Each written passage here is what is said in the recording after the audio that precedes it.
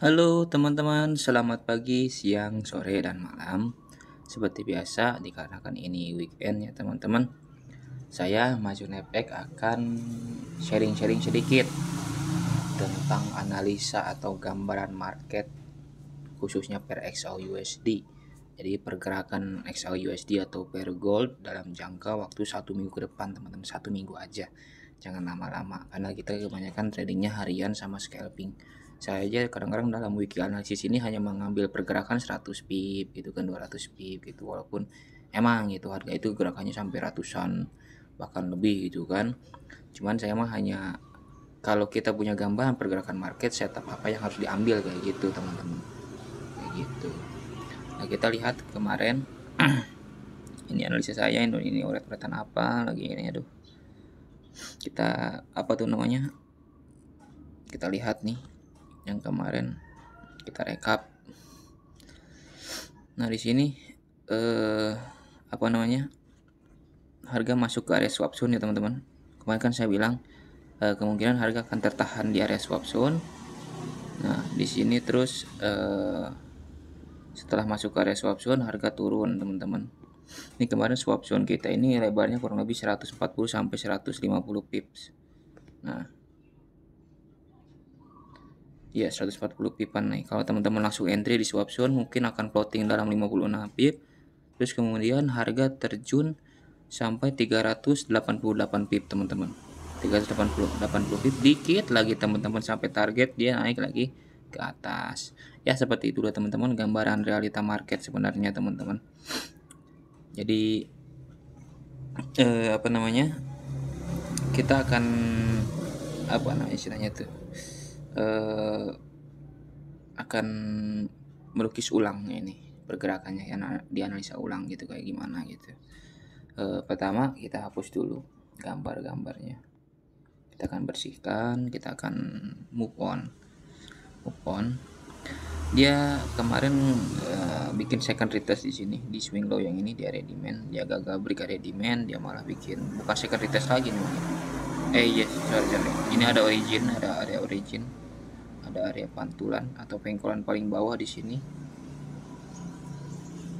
Kita marking segini aja. Dia bikin second retest, ternyata area ini cukup kuat juga ya. Ini ada 2 second retest. Kemungkinan dia akan menjadi setup double bottom, teman-teman. Nah, kalau di sini kita lihat kalau berdasarkan pengalaman ya teman-teman, kita akan tulis teorinya dulu nih. Ini teori dulu nih. Teori ketika harga membentuk sebuah swap zone seperti ini. Nah, terus swap zone itu di respect.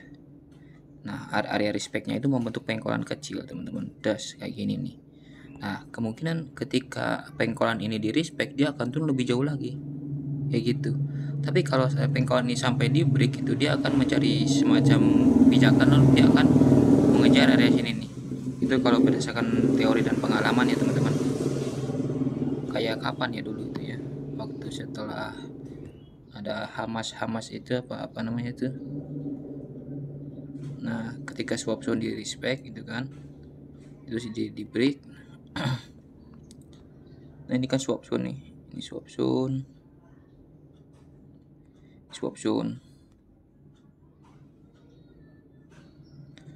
di respect, terus harga membentuk pengkolan kecil di sini kan. Kita anggap ini FTR nih, karena gagal untuk kembali ke atas kayak gitu. FTR. Nah ketika area FTR ini di break, nah dia akan mencari pengkolan ke sini kah atau ke sini kah gitu. Pokoknya dia akan sampai ke atas sini gitu kalau berdasarkan teori dan pengalaman teman-teman. Coba kita ulangnya di gold nih kayak begini. Nah ini kan area swap zone.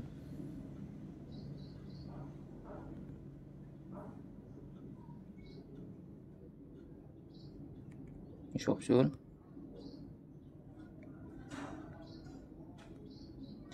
Sini area pengkolannya, di sini pengkolan besarnya.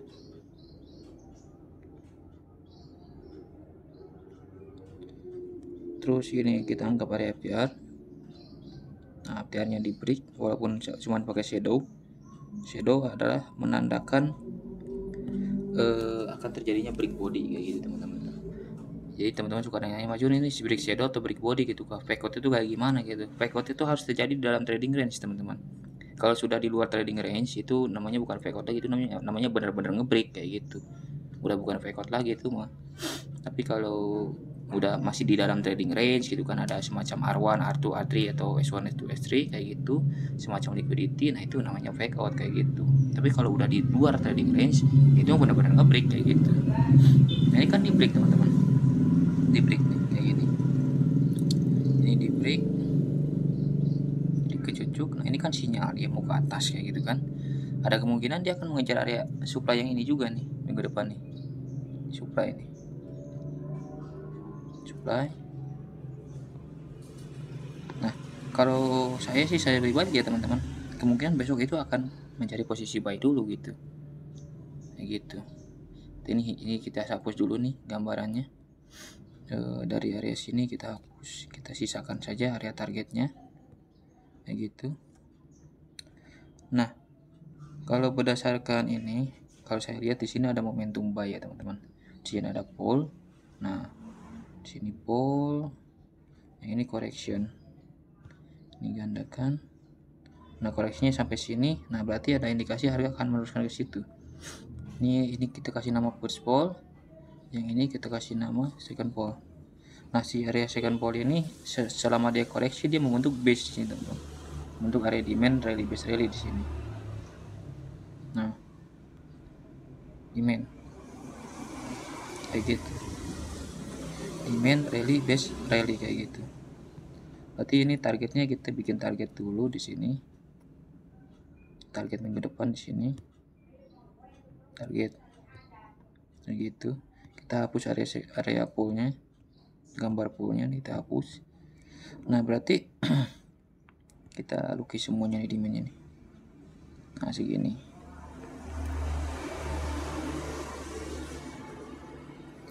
Nah berarti gini teman-teman, kalau area demand, selama area demand ini tidak di break sama harga gitu, ada kemungkinan harga itu akan naik masuk ke sini kan. Ini kan udah masuk nih, udah pullback kan, masuk ke sini lalu dia akan naik sampai sini mengikuti arus second pull gitu, kayak gitu. Mungkin kayak gitu teman-teman. Jadi kalau untuk minggu depan plan saya akan mencari buy dulu di dalam area demand yang ini, akan mencari posisi buy dulu. Kalau saya akan memperkecil zona demand ini sampai ke sini. Ini ada dua demand yang bertumpuk di sini. Ini anggap kita demand yang terkompres kayak gitu. Kayak gitu, ini demand juga sama demand.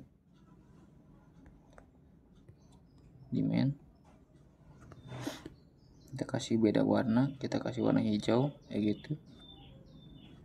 Nah, jadi saya akan menunggu posisi buy di sini gitu.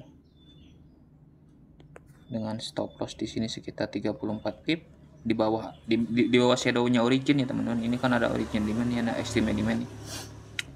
Jadi di bawah shadownya origin biar lebih aman gitu. Kalau tanpa konfirmasi ya teman-teman, tanpa price action, kita hajar langsung dengan stop loss 34 pip dengan target sebelum mencapai area supply di sekitar 310 pip. Itu kalau saya pribadi gitu. Untuk minggu depan ya. Seenggaknya kayak gitu. Jadi tapi kalau area ini di break, nah area demand ini di break, kemungkinan akan terjadi namanya apa ya, kata pada itu flag apa namanya, flag extended apa, pokoknya pelebaran flag lah kayak gitu. Jadi pergerakannya itu dia mau fake out flag sebelah kiri di sini nih. Ini kan ada area flag juga nih sebelah kiri. Anggap ini area flag itu. Dia akan break ke atas. Dia akan nge-break ke bawah. Kayak gini.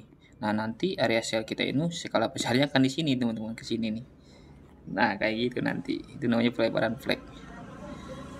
Apa namanya itu ya bahasa Inggrisnya itu. Pokoknya gitulah. Tapi kalau untuk sementara, nah selama area ini tidak di break gitu kan, sama area demand ini tidak di break, saya akan buy dulu kayak gitu.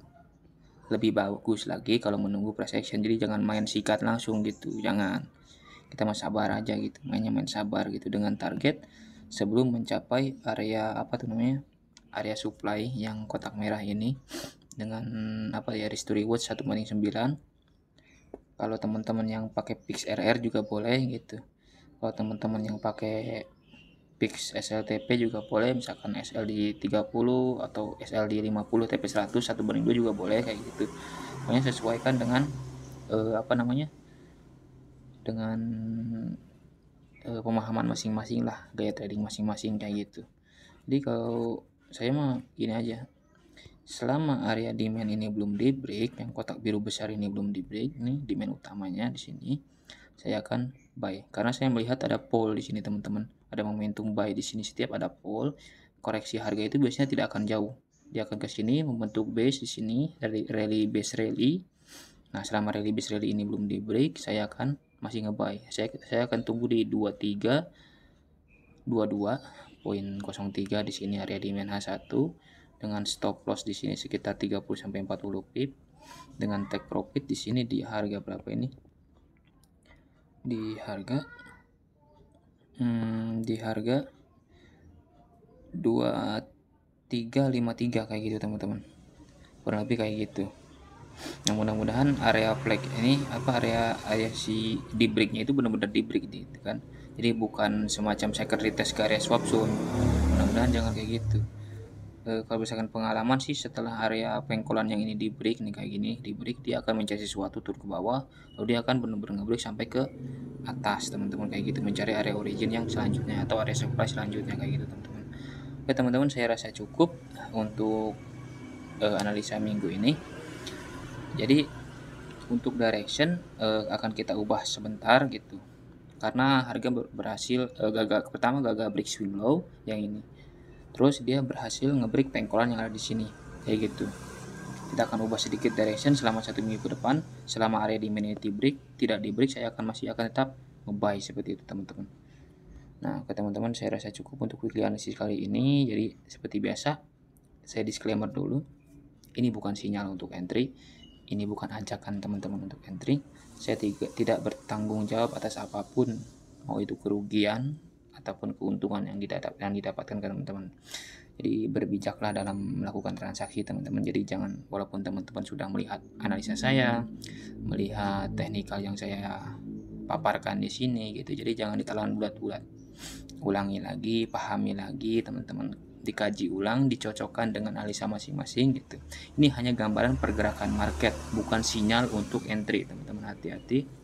Ini hanya gambaran market dalam jangka waktu 1 minggu ke depan akan seperti apa kayak gitu. Nah, jadi berbijaklah teman-teman dalam melakukan transaksi seperti itu teman-teman. Oke teman-teman, saya ucapkan terima kasih sudah menonton.